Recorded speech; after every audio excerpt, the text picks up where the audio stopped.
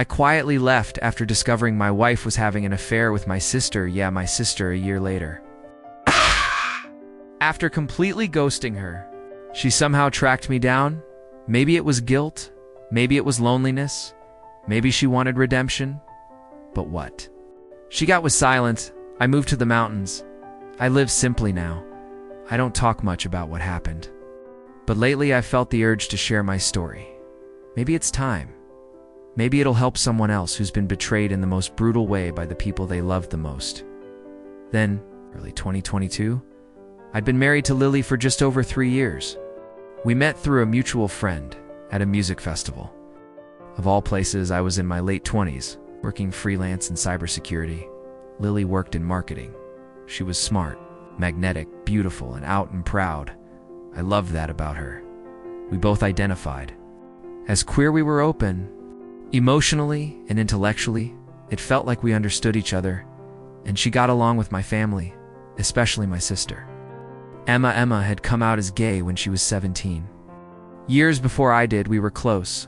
I'd always been protective of her growing up. When she met Lily, I remember thinking, this is great. They'll be like sisters. They were always talking, texting, sending each other memes. I figured it was just two strong women bonding. They laughed a lot together, had inside jokes at times. It was like I wasn't even in the room, but I didn't think much of Heidi. Loved Lily deeply, and I trusted Emma like no one else. Our marriage started to shift midway through our 3rd year. Lily became distant, not cruel, just vacant conversations. Where shorter touches were less frequent, she started taking more mental health days off work, said she needed space time for herself. I tried to respect that we both understood what it meant to need mental clarity, but I began to feel like I was living with a roommate, not a partner. Mia started visiting more around that time. Sometimes she'd come over when I wasn't home. Lily would casually mention it like it was nothing. Emma came by and dropped off soup. Emma helped me set up the projector in the backyard. Felt off, but I buried it, I told myself. You're paranoid. That's your anxiety talking. I'd seen the worst of jealousy before and promised myself, never become that guy. So I stayed quiet. I watched, I waited. Then one day, I found something. I was helping Lily move some old boxes from the spare room when her tablet fell open onto the bed. The screen lit up. I saw a preview of a message thread. It was from MAI. Don't remember the exact words. I just remember the phrase, last night felt electric. I keep thinking about your skin. I froze. It felt like I left my body for a second. Thought maybe I'm misunderstanding. Maybe it's a quote, a joke, but I clicked. I scrolled, and what I saw destroyed something deep inside me. Weeks and weeks of messages, some flirty, some emotional, some graphic voice notes, photos, pet names, private little worlds I was never meant to see. My wife, my sister, my wife, and my sister. I didn't confront either of them that day.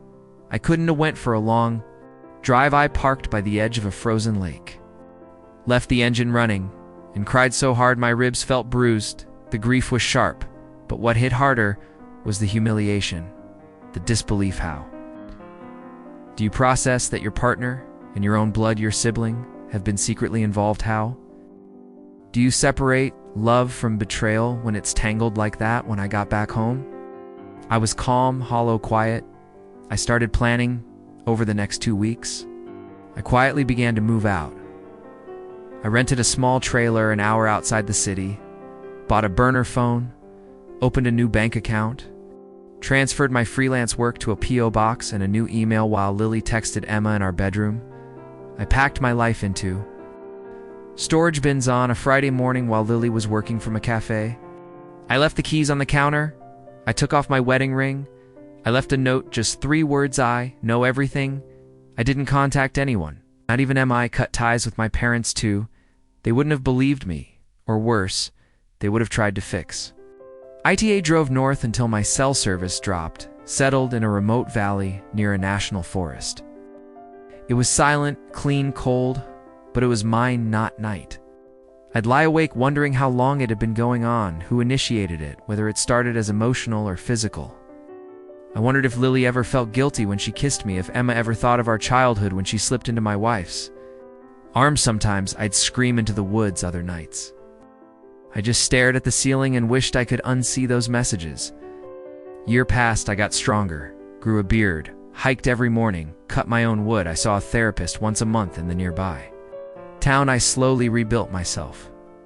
Didn't miss them. Not really. What I missed was the version of them I thought I had. The version of Lily who held me when I was anxious. The version of Emma who used to call me her hero. Then one day, just over a year later, it happened. I was in coffee shop, my usual spot, with old bookshelves and dusty jazz records. I had just taken my first sip when I heard a voice behind me. Liam. I turned. There she was, Lily. She looked thinner, paler. Her smile was forced. Her eyes were wet. "I've been looking for you," she said softly. "I didn't know where you'd gone. I thought you were dead." I didn't say a word. I just stared. She reached into her coat pocket and pulled out a folded envelope. "Please, just read it. I don't expect forgiveness." But I needed to say it. All of it. I took the letter. I waited until I got back to the trailer. Inside were 3 handwritten pages. She admitted everything. The affair had lasted nearly a year, she claimed. It was emotional at first, that she was confused, that Emma had always seen her in a way I didn't, wrote that she hated herself for it. That the day I left, she felt like a part of her soul was amputated, she said. Emma had tried to keep it going, but Lily ended it 6 months ago. That they hadn't spoken since, that she missed me so much she could barely sleep there. Was one line, "I'll never forget you trusted me with your heart." And I smashed it between my hands while smiling in your face. I deserve nothing. But I needed you to know. I finally see what I lost. I never wrote back. I never called. I burned the letter in my fire pit because some betrayals go to deep. I don't hate Lily. I don't even hate Emma. I just don't know them anymore. They made their choice and I made mine these days. I'm building a new life. It's quiet, peaceful there. Someone new. I've been seeing casually a barista from the coffee shop. She's gentle. Patient, knows what I've been through.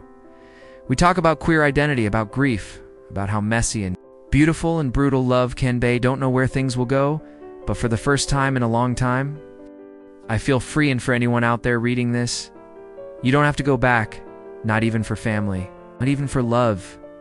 You deserve peace even if you have to build it alone.